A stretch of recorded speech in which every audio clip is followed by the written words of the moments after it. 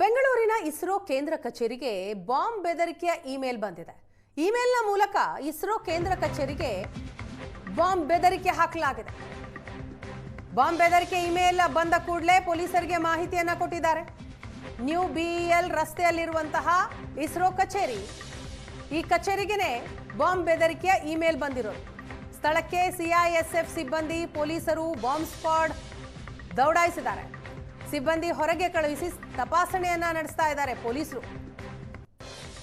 ಇತ್ತೀಚಿನ ದಿನಗಳಲ್ಲಿ ಈ ರೀತಿ ಬಾಂಬ್ ಬೆದರಿಕೆಯ ಇಮೇಲ್ಗಳು ಬರ್ತಾ ಇರೋದು ಸರ್ವೇ ಸಾಮಾನ್ಯ ಆಗಿಬಿಟ್ಟಿದೆ. ಶಾಲೆ, ಕಾಲೇಜು ಅಷ್ಟೇ ಅಲ್ಲ, ಕೋರ್ಟ್ಗೂ ಕೂಡ ಬಾಂಬ್ ಬೆದರಿಕೆ ಇಮೇಲ್ಗಳು ಬಂದಿದೆ. ಈಗ ನೋಡಿದ್ರೆ ಇಸ್ರೋ ಕೇಂದ್ರ ಕಚೇರಿಗೆನೆ ಬಾಂಬ್ ಬೆದರಿಕೆ ಇಮೇಲ್ ಬಂದಿರೋದು. ಈ ಬಗ್ಗೆ ಡೀಟೇಲ್ಸ್ ಕೊಡ್ತಾರೆ ನಮ್ಮ ಬೆಂಗಳೂರು ಬ್ಯೂರೋ ಹೆಡ್ ರಮೇಶ್. ಇದೀಗ ನಮ್ಮ ಜೊತೆ ಸಂಪರ್ಕದಲ್ಲಿದ್ದಾರೆ. ರಮೇಶ್, ಏನಿದು ಇತ್ತೀಚಿನ ದಿನಗಳಲ್ಲಿ ಬಾಂಬ್ ಬೆದರಿಕೆ ಇಮೇಲ್ ಸರ್ವೇ ಸಾಮಾನ್ಯ ಆಗ್ಬಿಟ್ಟಿದೆಯಾ, ಹೇಗೆ?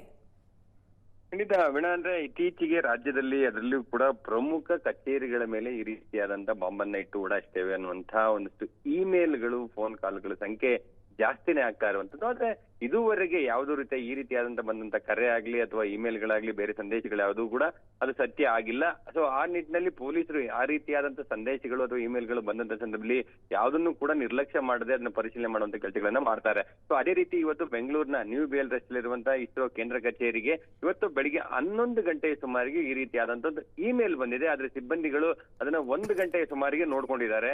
ಸೊ ಈ ರೀತಿಯಾದಂತ ಒಂದು ಇಮೇಲ್ ಬಂದಿದೆ ಅಂತ ತಕ್ಷಣಕ್ಕೆ ಸ್ಥಳೀಯ ಪೊಲೀಸರು ಅಂತ ಅಂದ್ರೆ ಸಂಜಯ್ ನಗರ ಪೊಲೀಸರಿಗೆ ಮಾಹಿತಿಯನ್ನ ಕೊಡ್ತಾರೆ. ಸಂಜಯ್ ನಗರ ಪೊಲೀಸರು ಬಾಂಬ್ ಸ್ಕ್ವಾಡ್ ಮತ್ತೆ ಡಾಗ್ ಸ್ಕ್ವಾಡ್ ಜೊತೆ ಹೋಗಿದ್ದಾರೆ. ಮತ್ತೆ CISF ಸಿಬ್ಬಂದಿ ಕೂಡ ಬಂದಿರುವಂತದ್ದು. ಅಂದ್ರೆ ಎಲ್ಲಿ ಕೆಲಸ ಮಾಡ್ತಾ ಇದ್ದಂತ ಎಲ್ಲ ಸಿಬ್ಬಂದಿಗಳನ್ನ ತಕ್ಷಣಕ್ಕೆ ಹೊರಗಡೆ ಕಳಿಸಿ ತಪಾಸಣೆ ಮಾಡುವಂತ ಕೆಲಸಗಳನ್ನ ಮಾಡ್ತಾ ಇರುವಂತದ್ದು. ಅಂದ್ರೆ ಈವರೆಗೆ ಈಗಾಗಲೇ ತಪಾಸಣೆ ಬಹುತೇಕ ಕಚೇರಿ ಮುಕ್ತಾಯ ಹಂತಕ್ಕೆ ಬಂದಿರುವಂತದ್ದು. ಆ ರೀತಿಯಾದಂತ ಯಾವುದೇ ರೀತಿಯಾದಂತಹ ವಸ್ತುಗಳು ಅಲ್ಲಿ ಇಲ್ಲ ಅನ್ನುವಂತ ನಿಟ್ಟಿನಲ್ಲಿ ಪೊಲೀಸರು ಬಂದಿರುವಂತದ್ದು. ಜೊತೆಗೆ ಇಸ್ರೋ ಕಚೇರಿ ಅಂದ್ರೆ ತುಂಬಾ ಭದ್ರತೆ ಇರ್ತದೆ. ಒಳಗಡೆ ಯಾರೇ ಹೋಗ್ಬೇಕು ಅಥವಾ ಏನೇ ಆಗ್ಬೇಕು ಅಂದ್ರೆ ಭದ್ರತೆ ತುಂಬಾ ಡಬಲ್ ಚೆಕ್ ಆಗುತ್ತೆ.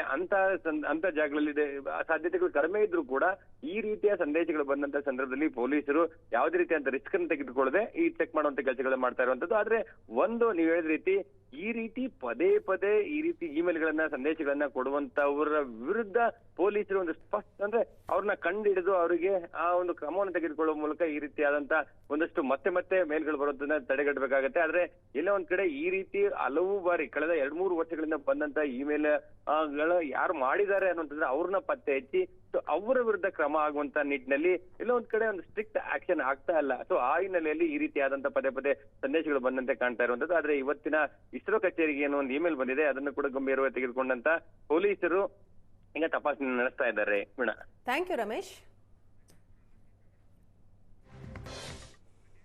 ರಾಜ್ಯದಲ್ಲಿ ಕೋರ್ಟ್ಗಳಿಗೂ ಕೂಡ ಹುಸಿ ಬಾಂಬ್ ಬೆದರಿಕೆ ಮುಂದುವರೆದಿದೆ. ಚಿಕ್ಕಮಗಳೂರು, ಮೈಸೂರು ಜಿಲ್ಲಾ ನ್ಯಾಯಾಲಯಕ್ಕೆ ಬಾಂಬ್ ಬೆದರಿಕೆ ಹಾಕಲಾಗಿದೆ. ಬಾಂಬ್ ಬೆದರಿಕೆಯ ಇಮೇಲ್ ಬಂದಿರೋದು. ನ್ಯಾಯಾಲಯಕ್ಕೂ ಕೂಡ ಇಮೇಲ್ ಬಂದಿದೆ. ಹುಸಿ ಬಾಂಬ್ ಸಂದೇಶ ಇದೆ ಅದರಲ್ಲಿ. ಚಿಕ್ಕಮಗಳೂರು ಹಾಗೂ ಮೈಸೂರು ಕೋರ್ಟ್ನಲ್ಲಿ ಮಾಹಿತಿ ತಿಳಿತಾ ಇದ್ದ ಹಾಗೆ ತಪಾಸಣೆಯನ್ನ ನಡೆಸಿದ್ದಾರೆ. ನ್ಯಾಯಾಲಯದ ಕಲಾಪಗಳ ಮಧ್ಯೆಯೇ ಪೊಲೀಸರು ಶೋಧವನ್ನ ಮಾಡಿದ್ದಾರೆ. ಬಾಂಬ್ ನಿಷ್ಕ್ರಿಯ ದಳದ ಜೊತೆಗೆ ಪೊಲೀಸರು ತಪಾಸಣೆಯನ್ನ ನಡೆಸಿದ್ದಾರೆ. 3 ದೃಶ್ಯವನ್ನ ನೀವು ನೋಡ್ತಾ ಇದ್ದೀರಿ. ಬೆಂಗಳೂರು, ಚಿಕ್ಕಮಗಳೂರು ಹಾಗೂ ಮೈಸೂರು. ಬೆಂಗಳೂರಿನಲ್ಲಿ ಇಸ್ರೋ ಕಚೇರಿಗೆನೆ ಬಾಂಬ್ ಬೆದರಿಕೆ ಇಮೇಲ್ ಬಂದಿರೋದು. ಮತ್ತೊಂದು ಕಡೆ ಚಿಕ್ಕಮಗಳೂರಿನ ಜಿಲ್ಲಾ ನ್ಯಾಯಾಲಯ, ಇಲ್ಲೂ ಕೂಡ ಹುಸಿ ಬಾಂಬ್ ಬೆದರಿಕೆ ಬಂದಿದೆ. ಆತಂಕದ ವಾತಾವರಣ ಖಂಡಿತವಾಗ್ಲೂ ಕೂಡ ಮನೆ ಮಾಡುತ್ತೆ. ಈ ವಿಚಾರ ಗೊತ್ತಾಗ್ತಾ ಇದ್ದ ಹಾಗೆ ಪೊಲೀಸರು ಸ್ಥಳಕ್ಕೆ ದೌಡಾಯಿಸಿದ್ರು. ಬಾಂಬ್ ನಿಷ್ಕ್ರಿಯ ದಳದ ಸಿಬ್ಬಂದಿಗಳು ಕೂಡ ಬಂದರು, ತಪಾಸಣೆಯನ್ನ ನಡೆಸಿದ್ರು. ಮೈಸೂರಿನಲ್ಲೂ ಕೂಡ ಅದೇ ಪರಿಸ್ಥಿತಿ.